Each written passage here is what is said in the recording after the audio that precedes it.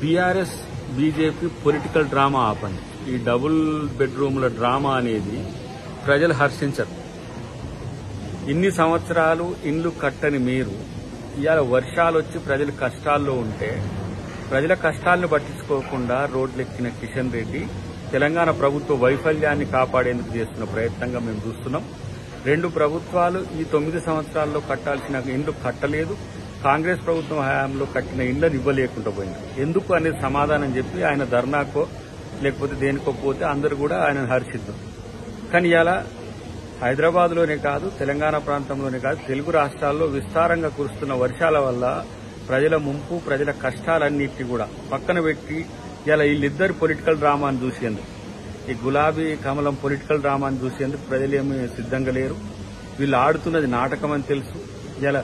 ఇలా కిషన్ రెడ్డి తన యొక్క పదవి ఇచ్చినందుకు నిజంగానే కేసీఆర్కి తగిన సహకారం అందిస్తున్నాడు.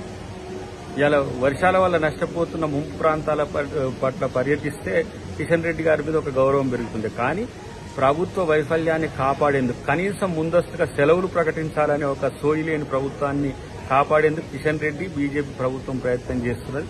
డెఫినెట్ గా మీ పొలిటికల్ డ్రామాను కాంగ్రెస్ పార్టీ ప్రజాక్షేత్రంలో ఎండగడుతుంది. ఇంకా ఇలాంటి డ్రామాలు చేసి ప్రజలను అవమానపరచకండి అని చెప్పి నేను కోరుతున్నాను.